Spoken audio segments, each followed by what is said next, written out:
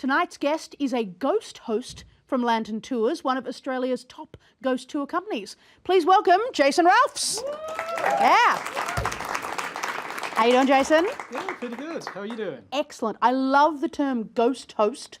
Do you enjoy that as well, or do you wish it was just, something more professional sounding and fancy? Well, ghost host is all right. I do prefer a tour guide, but Yeah. Ghost host is a little bit more fun. Doesn't rhyme. I don't want to be a complainer, but it doesn't rhyme.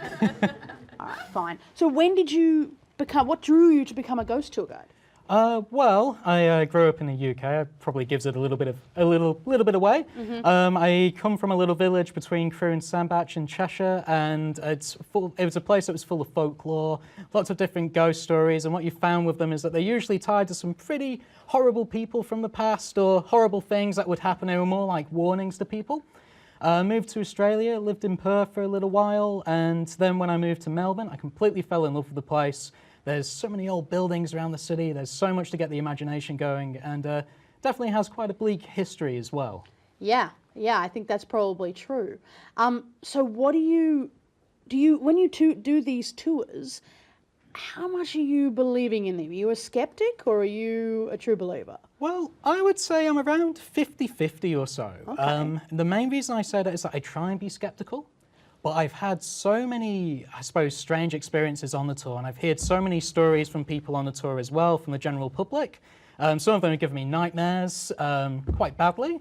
So I believe when people tell me a strange story, most people are pretty credible. And I've seen things that are, well, if they're not true, or if there isn't actually a ghost in the building or something strange happening, will probably mean that I've gone quite mad.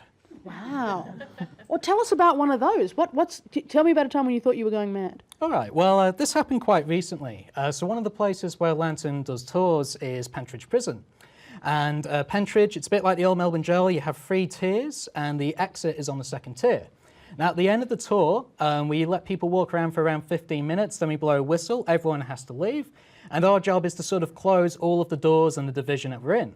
So the exit's up here, we blow the whistle, everyone starts to leave from the bottom floor, look to the bottom, and they've left a bunch of doors open. So I say, okay, I've got to go down, I've got to go and close all the doors.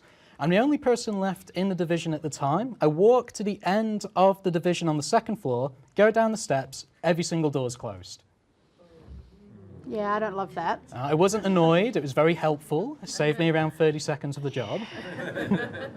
But all the doors closing at once has a creepy feeling. I don't adore that. So you do tours in the prison? Yeah, in the prison.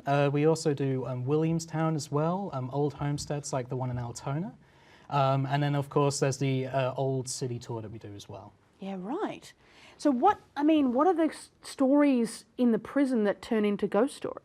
Well, for example, the D Division where we do the tours, a lot of the stories that you hear from guards, usually it only closed in 1997, so the guards usually have a lot of strange stories that they like to tell when they come on the tour. Most of the time they haven't mentioned it to other people until they come on the tour. So I remember one particular story came from a guard. I believe he sent the story in, and it was all about how there was a lady in a watchtower, one of the guards at the time. She was looking out towards Coburg Lake, where the old bluestone quarry used to be. And as she looked out there, she saw 6 men crossing the bridge towards the prison. Now, when those men reached the end of the bridge, they completely disappeared, but apparently they all had shackles around their legs. They were all dressed in old prison uniforms. Oh, no, I don't like it at all. I don't like it. And do you think there is there a purpose to these stories? Do you feel like people see things that are trying to communicate with them, or is it just random in your experience in hearing these stories? Well, I suppose it depends on the type of story.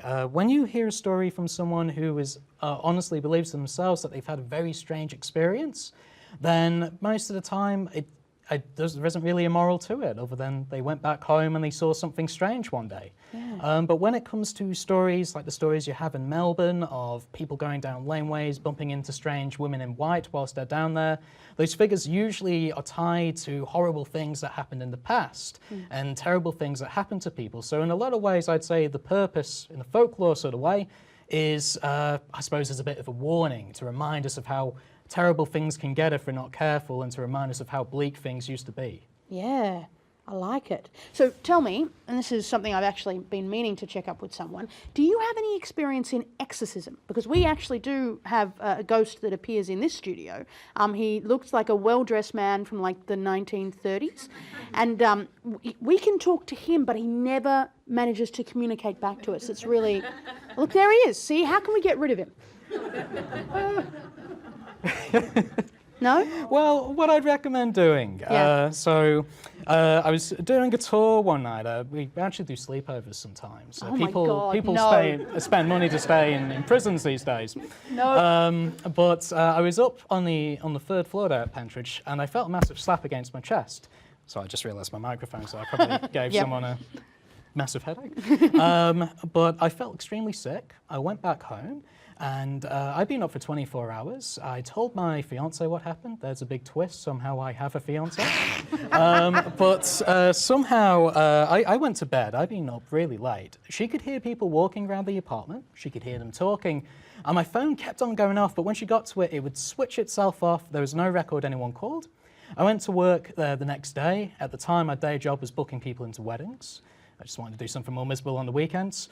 And, I don't know where she got all this from. She set up a shrine, burnt some incense, and splashed some holy water about. And I felt 100% better when I got back home. So it might have just been Monday-itis. But if you are having a problem with a ghost appearing, incense, holy water, you should be fine. Wow, that's so useful. I'm going to do that straight away. In the meantime, please thank Jason Ralphs. Yeah. Thank you, everyone.